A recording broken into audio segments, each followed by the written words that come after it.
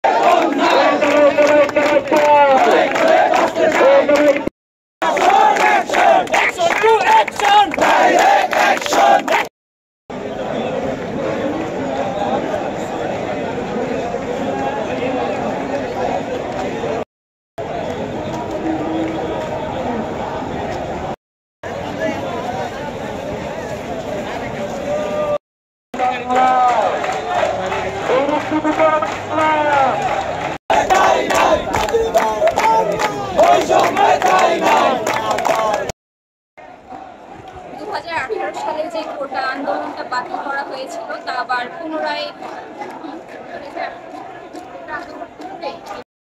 কোটা আইন পুনর্গঠনের দাবিতে কোটা বিরোধী আন্দোলন।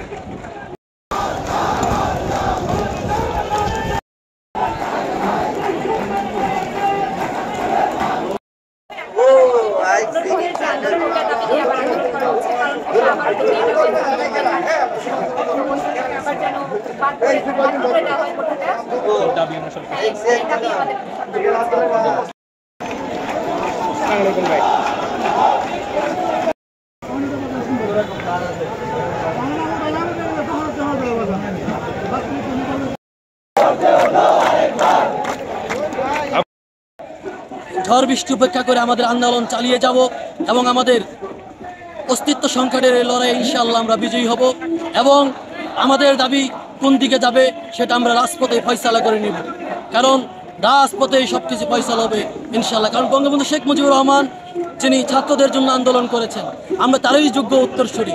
বঙ্গবন্ধু পশ্চিম পাকিস্তানের রোশনাল থেকে মুক্ত হওয়ার জন্য তিনি এই বাংলাদেশকে স্বাধীন করেছিলেন। আমরা আজকে আর কোনো রোশনালে থাকতে চাই না। আমরা আজকে বৈষম্য বিরোধী একটি স্বচ্ছ নিরপেক্ষ দুর্নীতিমুক্ত বাংলাদেশের বাসিন্দা হয়ে যাই এবং বিশ্ব মানে আমরা যেন গর্বিত অংশীদার হতে পারি এবং দেশকে যেন কন্ট্রিবিউট করতে পারি, সেই জন্য আমরা আজকে আন্দোলন করছি। ধন্যবাদ।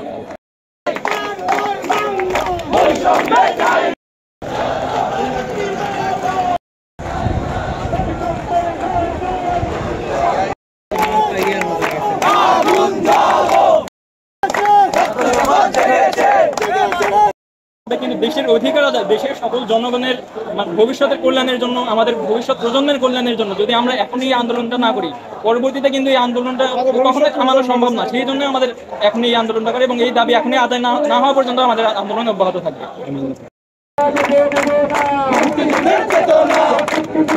বৈষম্যের বিরুদ্ধে আন্দোলন, ওটা নামে যে প্রথাটা চলতেছে সেটা একদম বৈষম্যমূলক একটা আন্দোলন। এই আন্দোলনে যাদেরকে শরিক করা হয়েছে, আপনাদের মাধ্যমে আমি একটা আহ্বান জানাতে চাই, সেটা হচ্ছে মুক্তিযোদ্ধাদের নামে যে বৈষম্যের সৃষ্টি করা হয়েছে আজকে, আমি সেই মুক্তিযোদ্ধাদেরকে আহ্বান করব, আপনারা যেরকম 1971 সালে বৈষম্যের বিরুদ্ধে দাঁড়িয়েছিলেন, আপনারা আজকে এসে আমাদের সাথে রাজপথে সামিল হন। আজকে আবার নতুন করে আপনাদেরকে কেন্দ্র করে যে বৈষম্যের সৃষ্টি হয়েছে, সেই বৈষম্যের বিরুদ্ধে আমাদের সাথে হাতে হাত মেলান। এটাই আপনাদের মাধ্যমে জানাচ্ছি আমাদের মুক্তিযোদ্ধাদের কাছে।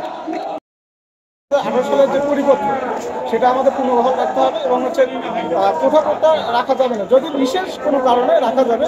যেমন হচ্ছে কোঠাটা হচ্ছে কি, যে দেশের যে কোনো জনগোষ্ঠী যদি পিছিয়ে পড়ে থাকে তাদের ক্ষেত্রে কোঠা আনা যাবে। কিন্তু দেখা যাচ্ছে যে আমাদের মুক্তিযুদ্ধ হচ্ছে 30% কোটা দিয়েছে, এটা হচ্ছে দেখা যাচ্ছে যে সর্বোচ্চ পরিমাণ দিয়েছে, এটা হচ্ছে 56% কোটা, এটা সব মিলে 56% কোটা। এটা আমাদের সঙ্গে অনেক বৈষম্য সৃষ্টি করেছে। কিন্তু আমরা বিরুদ্ধে আন্দোলন করছে। আমরা আছি, জেলা পুলিশ আছে, আইন পুলিশ আছে, আমরা আপনার সাথে কথা বলছি। তারা বিরুদ্ধে আন্দোলন করতেছে, তাদের সাথে আমরা কথা বলছি।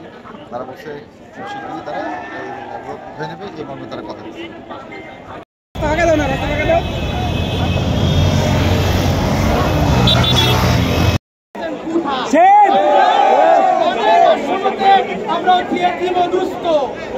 যে রায়টা দিবে, এই রায়টা যদি কোনোভাবে আমাদের ছাত্রদের অধিকার থেকে বঞ্চিত করা 2018 সালে যে রায়টা দেওয়া হয়েছিল কোঠার 10% করে থাকবে, এটার বিপরীতে যদি কোনো কিছু হয়, আজকে 3 ঘন্টা ঢাকা রিচা বসার অবরোধ করা হয়েছে। কালকে থেকে দেশ অচল।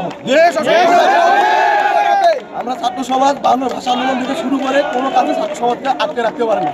এবার কোঠা আন্দোলন, যেটা ছাত্রদের সবচেয়ে বেশি নিপীড়িত করা হচ্ছে, তো কালকে থেকে কোনোভাবে যদি কোর্টের রায় আমাদের বিপরীতে যদি হয়, তাহলে আজকে যে ঢাকা রিচা বসার কালকে গোটা বাংলাদেশ একদম অচল।